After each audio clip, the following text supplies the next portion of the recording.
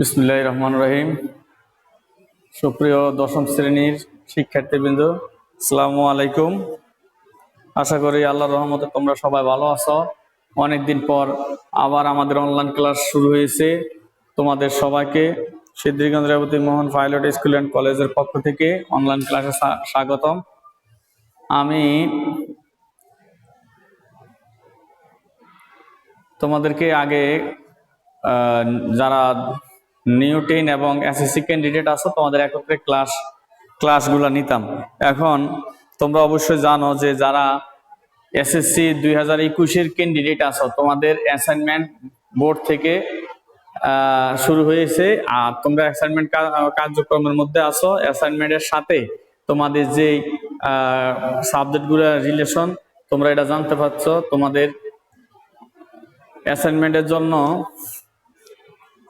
যারা গ্রুপে আছো, 3 গ্রুপের স্টুডেন্টদের শুধু গ্রুপের পরীক্ষাগুলো তোমাদের অ্যাসাইনমেন্টে হবে, এবং পরে যে পরীক্ষা তোমাদের বোর্ডে নিব তোমাদের ওই গ্রুপের পরীক্ষাগুলো সাবজেক্টের পরীক্ষাগুলো নিবে। এই জন্য যেগুলো আবশ্যিক বিষয়গুলা সকল গ্রুপের জন্য আছে, বাংলা, ইংরেজি, গণিত, এই সাবজেক্টগুলা তোমরা আর এখন অনলাইন ক্লাস করানোর তোমাদের তেমন প্রয়োজন নাই। যদি তোমাদের কেউ ইন্টারেস্ট থাকো তাহলে হয়তো আমাদের সাথে সংযোগ থাকতে পারো, কিন্তু তোমরা তোমাদের অ্যাসাইনমেন্টের কাজগুলো চালিয়ে যাও এবং অ্যাসাইনমেন্টের সাথে সংশ্লিষ্ট যে সাবজেক্টগুলো আছে এগুলো বাসায় ভালো করে পড়ালেখা করবা। আর অ্যাসাইনমেন্ট সংক্রান্ত কোনো সমস্যা যদি হয় সাবজেক্ট যে টিচার আছে ওই সাবজেক্ট টিচারের সাথে তোমরা যোগাযোগ করে তোমরা সুন্দর এবং নির্ভুলভাবে অ্যাসাইনমেন্টগুলো লিখতে থাকো। আর যারা এবং তোমরা যারা সায়েন্সের শিক্ষার্থী আছো তোমাদের হয়তো অনলাইন ক্লাসে যখন পদার্থ রসায়ন, জীববিজ্ঞান বা উচ্চতর গণিতের হয় তখন তোমরা হয়তো ওইখানের মধ্যে সংযোগ থাকা তোমরা ওই ক্লাসগুলো ফলো করতে পারো 2021-এর স্টুডেন্ট যারা আছো। আর অন্যান্য সাবজেক্টে তোমাদের অনলাইন ক্লাস আর থাকার দরকার নাই। আর যারা নিউ 10-এ আছো অর্থাৎ নতুন দশম শ্রেণীতে আছো তোমরা কিন্তু অবশ্যই অনলাইনের সকল ক্লাসগুলোই ফলো করবা। যারা 2022-এর পরীক্ষার্থী নিউ 10-এ আসো তোমরা সবাই সবগুলো ক্লাসে ফলো করবা। তো আমি তোমাদের পরিমিতি করাইতেছি 16.2 পর্যন্ত তোমাদের শেষ করছি। এবার আমরা 16.3 থেকে আজকে তোমাদের শুরু করব। 16.3-এর যে সূত্রগুলো আছে আমি সূত্রগুলো তোমাদেরকে একটু বুঝাইতেছি, একটু শোনো। অনেকগুলা সূত্র তোমরা নিচের ক্লাসের দিকেই পারো। যেমন এখানে বৃত্তের ক্ষেত্রফলের সূত্র পাই আর স্কয়ার, তারপরে বৃত্তের পরিধি 2 পাই আর, এই দুইটা সূত্র তোমরা এর আগে পারো। এখন এখানে মধ্যে আর নতুন দুইটা সূত্র পড়বে। একটা হচ্ছে বৃত্তাংশের দৈর্ঘ্য মানে বৃত্ত চাপের দৈর্ঘ্য, যেটা আমরা বুঝি ওই বৃত্ত চাপের দৈর্ঘ্যটা সূত্রটা হচ্ছে S = pi r theta divide by 180। এই সূত্রটা মুখস্থ করবে, S = pi r theta divide by 180। আর আরেকটা জিনিস আছে তোমাদের, সেটা হলো যে বৃত্ত কলার ক্ষেত্রফল। বৃত্ত কলাটা কি এটা তোমরা আগে একটু শিখে নাও। কোন বৃত্ত দ্বারা একটি চাপ এবং চাপের প্রান্তবিন্দু সংশ্লিষ্ট ব্যাসার্ধ দ্বারা যে ক্ষেত্রটা উৎপন্ন হয়, এইটা মনে করো একটা বৃত্ত। এটা হইলো এতটুকু হলো বৃত্ত চাপ, আর চাপের প্রান্ত বিন্দু থেকে যে ব্যাসার্ধ গুলো হইব এইটা যারা বেষ্টিত যে জায়গাটা হবে এই জায়গাটা হবো বৃত্তকলা। এই বৃত্তকলার ক্ষেত্রফলের সূত্র হইলো তোমার θ/360 পাই আর স্কয়ার। এই কয়টা সূত্র তোমরা মনে রাখলে এই চ্যাপ্টারের অঙ্কগুলা করতে পারবা। তো আমি তোমাদেরকে প্রথম থেকে কিছু অঙ্ক সলভ করে দিতেছি, যে কটা পারি, আর বাকিগুলো আগামী দিন আবার করে দিব। যেমন এখানে লেখা আছে একটি বৃত্তচাপ কেন্দ্রে θ° কোণ উৎপন্ন করে। একটি বৃত্তচাপ কেন্দ্রে θ° কোণ উৎপন্ন করে। বৃত্তের ব্যাস 126 সেন্টিমিটার হলে চাপের দৈর্ঘ্য কত? তাহলে 1 নম্বরে ধরি বৃত্তের কেন্দ্রে উৎপন্ন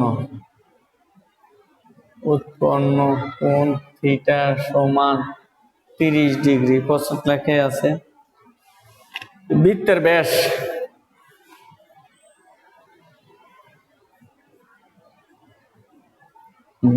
ব্যাসার্ধ আর ইকুয়াল টু 126 আছে ব্যাস, এটা 2 দিয়ে ভাগ করলে ব্যাসার্ধ হবে এত সেন্টিমিটার। 63 সেন্টিমিটার ভাগ করলে 12 এখন আমার বলতে আছে চাপের দৈর্ঘ্য নির্ণয় করো, লাগবা অতএব বৃত্ত চাপের দৈর্ঘ্য এটার এস দ্বারা প্রকাশ করা হয়। এস লিখতে পারো, না লিখলে কোনো অসুবিধা নাই, কেবল সূত্রটা লিখে যাও theta pi r divide by 180 degree. এই সূত্রটাই মুখস্থ করে রাখতে হবে, এটা মুখস্থ রাখলে সব অঙ্ক করতে পারবে। Theta pi r divide by pi r theta divide by 180, যেটা যেভাবে মনে রাখতে পারো। তোমাদের প্রশ্ন বইয়ের মধ্যে লেখা আছে পাই আর থিটা ডিভাইড বাই 180। গুণের সময় আগে পরে লিখলে কোনো অসুবিধা নেই, আমি প্রথম যেটা লিখছি ওটাও লিখতে পারো। বৃত্তচাপের দৈর্ঘ্য এত সেন্টিমিটার। এখন পাই এর মান 3.1416, আর এর মান হচ্ছে 63, আর থিটার মান হচ্ছে 30, আর এখানে ডিভাইড বাই 180 এত centimetre.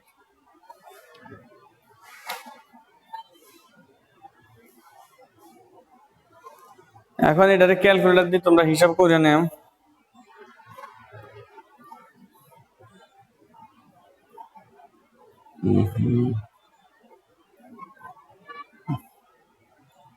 Three 3.1416 into 63 into 30, 3.1416 into 63 into 30, এইগুলো যদি আমরা গুণ করি তাহলে হইতে আছে 5937, 5937.624 এত সেন্টিমিটার। নিচে হয়েছে 180, তার মানে এটারে ভাগ 5937.624, এটা ভাগ 180, 32.99 সেন্টিমিটার প্রায়। এটারে 33 লেখা যাবে, এটা লিখতে পারো অথবা 33 অ্যান্সার দিতে পারো। অতএব চাপের দৈর্ঘ্য 32.99 মানে 33 সেন্টিমিটার প্রায় হয়ে গেল। এবার আমরা 2 নম্বরটা করাইতেছি। 2 নম্বর অঙ্কটা অত্যন্ত ইম্পর্টেন্ট একটা অঙ্ক।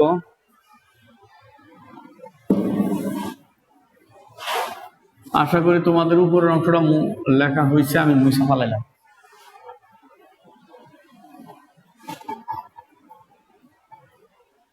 দেখো, প্রতি মিনিটে 66 মিটার বেগে, প্রতি মিনিটে 66 মিটার বেগে 1.5 মিনিটে একটি ঘোড়া একটি মাঠ ঘুরে এলো, ওই মাঠের ব্যাস নির্ণয় করো। তাহলে আমরা লিখি প্রতি মিনিট মানে 1 মিনিটে। তার আগে সমস্তটা ভাঙাও, 1 সমস্ত 2 ভাগের 1, এই যে এত মিনিট, এটারে আমরা লিখতে পারি 3/2 মিনিট। 2 একে 2, 2 এর একে 3, এখন লাগবে 1 মিনিটে অতিক্রম করে 66 মিটার। অতএব 3/2 মিনিটে অতিক্রম করে 66 ডিভাইড বাই 3/2, 333, 333 এত মিটার। এবার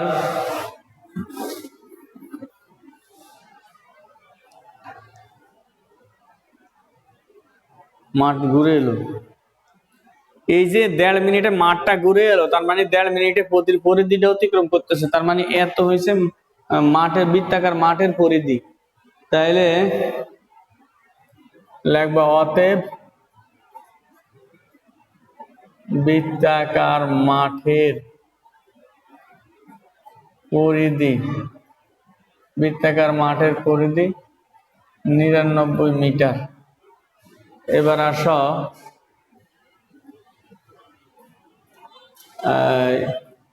ওই মাঠের ব্যাস নির্ণয় করতে বলছে। ধরি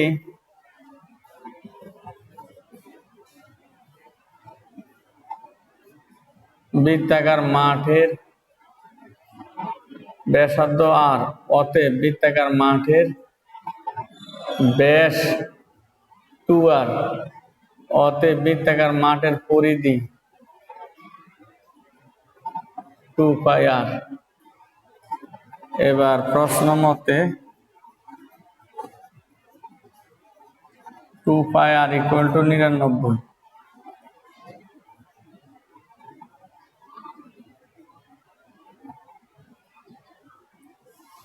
2πr হলো 99। অতএব আমরা এখান থেকে তো 2r এর মান বার করব। 2r = 99 / π।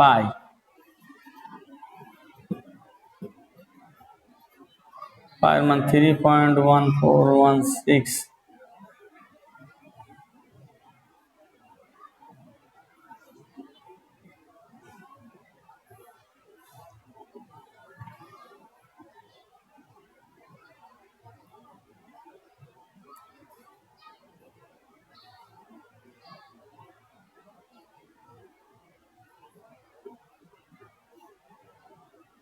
নিরানব্বই / 3.1416 31.51 এত মিটার। অতএব লিখবা বৃত্তাকার মাঠের ব্যাস কত। অতএব বৃত্তাকার মাঠের ব্যাস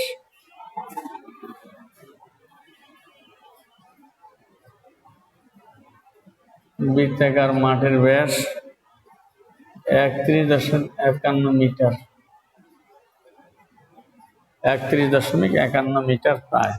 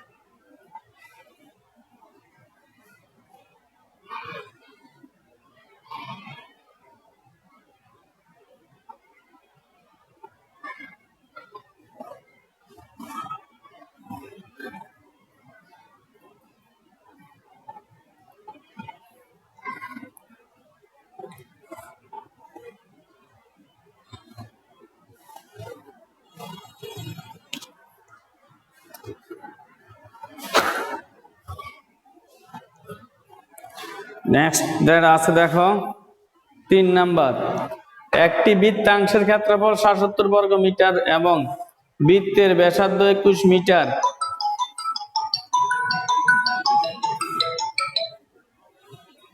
স্যার অনলাইন ক্লাস আছে পরে করি। হ্যাঁ,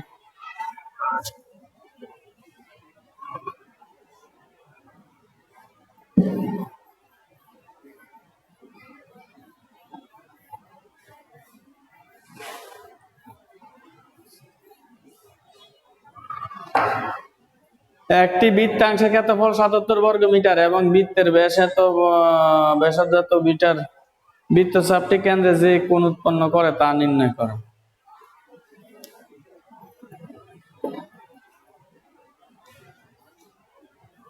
একটি বৃত্তাংশের ক্ষেত্রফল 77 বর্গ মিটার, বৃত্তের ব্যাসার্ধ 21 মিটার, বৃত্তচাপটি কেন্দ্রে যে কোণ উৎপন্ন করে তা নির্ণয় করো। তা বৃত্তাংশের ক্ষেত্রফল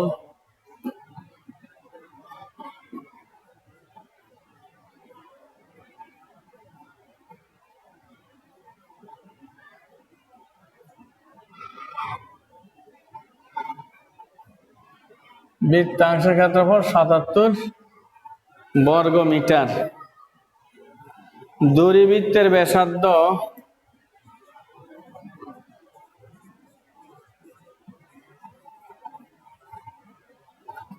আর equal to 21 metre.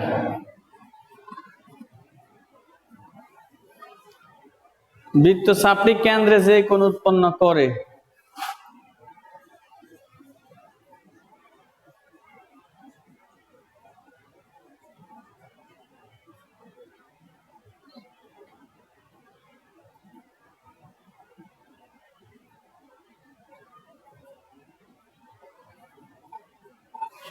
Theta degree কোণ বা থিটা কোণ উৎপন্ন করে। এখন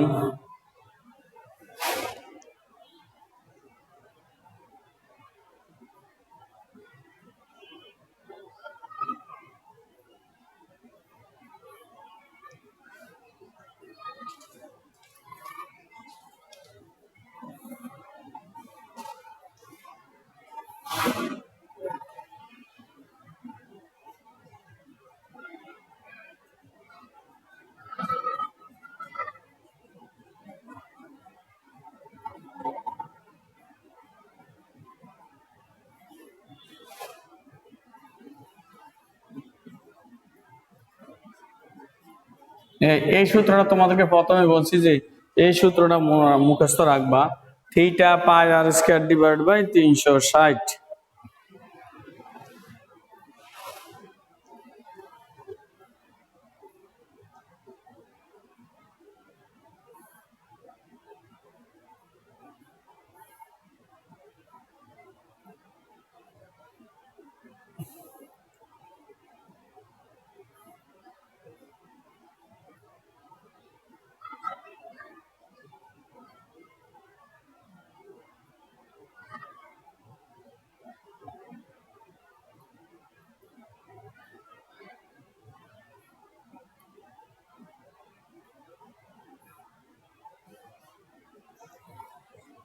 এখন আমরা বৃত্তাংশের ক্ষেত্রফল এটা জানি প্রশ্ন মতে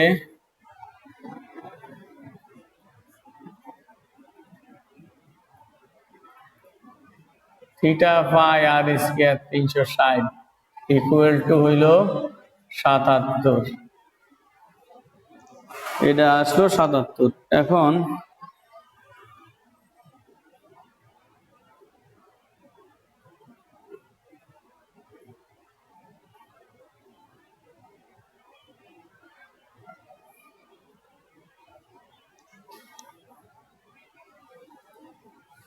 বজ্রগুণন যদি করি theta pi r square equal to হয়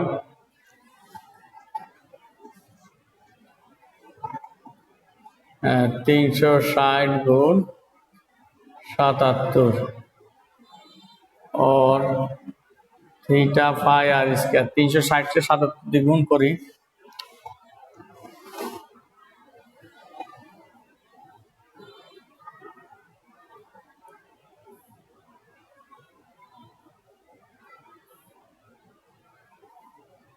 360 গুণ 77 27,720 27,720 আর এই যে আর এর মানটা আছে আর এর মানটা এখানে বসা দেয় আর এর মান হচ্ছে 21 এর উপর স্কয়ার থিটা আর পাই এর মান হচ্ছে 3.1416 ইন্টু 21 স্কয়ার।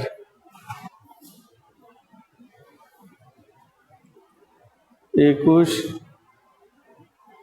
গুণ 21 441 27,720 তার মানে আমার থিটা সমান সমান হইতে আছে 27,720 আর 441 গুণ 3.1416 ইকুয়াল টু 13,000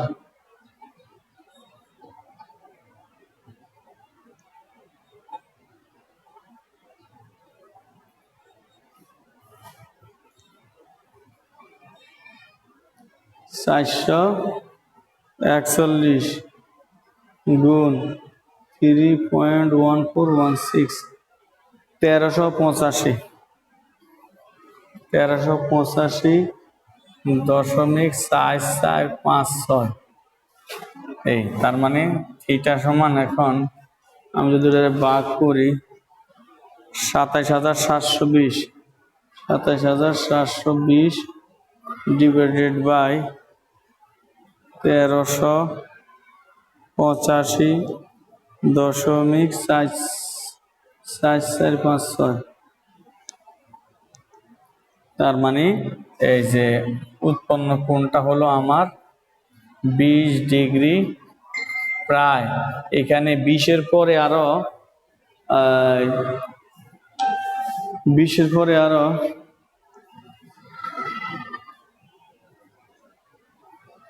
20-এর পরে 2 শূন্য দিয়ে 8, এতে আমরা এটা 20 লিখলে হবে। তো প্রশ্নে চাইছে যে বৃত্তচাপটি কেন্দ্রের উৎপন্ন করে থিটা কোণ, এটা আমরা বার করলাম। তো থিটার মানে এত, তাহলে এত এইখানে যেটা থিটা আসবে এটা ডিগ্রি, এই উপরে ফোঁটা দিলে এটাও ডিগ্রি, তাহলে লিখবো অতএব কেন্দ্রে উৎপন্ন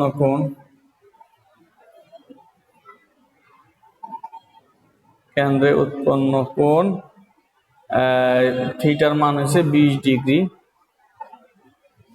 ডিগ্রি আরো লগে কিছু আসছে, তো এই জন্য 20 ডিগ্রি প্রায়। আশা করি সবাই বুঝতে পারছো। আমি প্রথম থেকে আরেকবার রিপিট করি, একটু শুনো। বৃত্তাংশের ক্ষেত্রফল মানে বৃত্তকলার ক্ষেত্রফল। বৃত্তাংশের,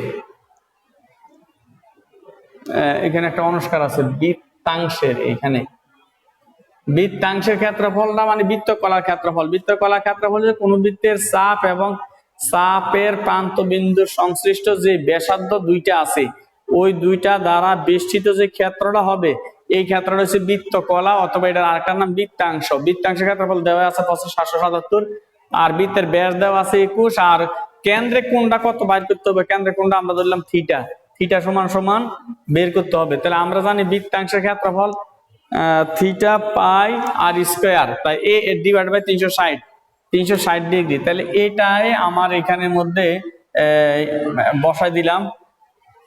এখন এটা বজ্রগুণ করলাম, বজ্রগুণ এটা হয়, এটার লগে যদি আমি 360 যদি গুণ করি 77 সাথে, তাহলে হয় 27,720। 27,720-এর সাথে যদি আমি এটাকে যদি বা এখানে ডিগ্রি বানান করে লেখার দরকার নেই, উপরে পড়া দিলে 21 উপর স্কয়ার দিলে 441, সেটা 3.1416 দ্বারা গুণ করলে যে গুণফলটা হবে, এটারে আমি নিচে নিয়ে নিলাম, কারণ আমি থিটার মান বাইর করবো, বাকিটা নিচে গেল। এটা দিয়ে ভাগ করলে 20.008 হয়, তার মানে এটার 20 প্রায় লেখা যাবে। তাহলে এটার রেজাল্টটা আমার 20 ডিগ্রি প্রায় আসলো। তাহলে কেন্দ্র উৎপন্ন করলে 20 ডিগ্রি প্রায়। তা তোমাদের আমি 6 বেজে গেছে, 10 শেষ না? এই 3টা অঙ্ক করালাম। এর মধ্যে যদি তোমাদের কোনো প্রশ্ন থাকে, তোমরা অঙ্কটা আগে উঠাও, তারপরে আমাকে প্রশ্ন